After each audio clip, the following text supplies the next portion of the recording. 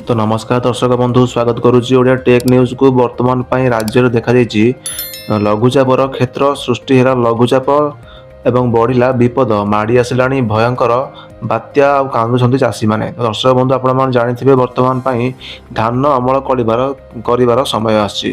तो दक्षिण अंडमान सागर में सृष्टि हेरा लघुचाप घूर्णिबलय प्रभाव में लघुचाप क्षेत्र सृष्टि होता सूचना देला आईएमडी।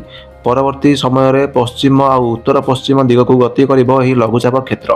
पर 24 तारिख बेलू आहरी घनीभूत होई अवपात परिणत हेब।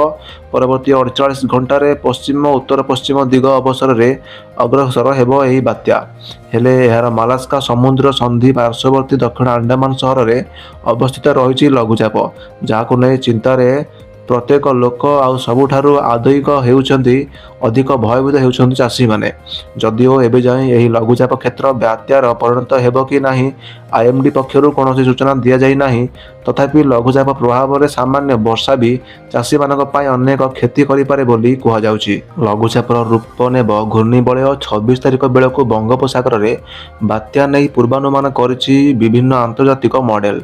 तो आज लघुचापर रूप नेब घूर्णिबलय 24 तारिख बेलू दक्षिण बंगोपसागर केन्द्रीय अंचल रे अवपात रूप नेबार संभावना रही। परवर्ती 48 घंटे आहरी घनीभूत हो पारे। तेबे आसंता 26 तारिख बेलू बंगोपसागर रे बात्या नहीं पूर्वानुमान करिछि विभिन्न आंतर्जातिक मॉडल। तेबे मालास्का समुद्र संधि निकटवर्ती आंचलिक सक्रिय थिबा घूर्णिबलयटी आज सुधा लघुचापर रूप नहीं पारे बोली कहिछि आंचलिक पाणीपाग केन्द्र। ता परवर्ती समय रे बात्यारे परिणत मध्य होई पारे। लघुचाप सृष्टि हेबा पर अधिक स्पष्टता आसीपारे बोली कहिछि पाणीपाग केन्द्र। सेपटे राज्य में आहरी 5 दिन पर्यंत पाग सुखिला रहिबो। तापमात्रा रे आउ 2 ରୁ 3 डिग्री वृद्धि हेबार संभावना थिबा बेले आसंता सप्ताह रे पाग बदली पारे बोली पूर्वानुमान करिछि पाणीपाग विज्ञान केन्द्र। उपकूल जिला मानकरे मेघुआ पाग सहित वर्षार किछिटा संभावना रहिछि।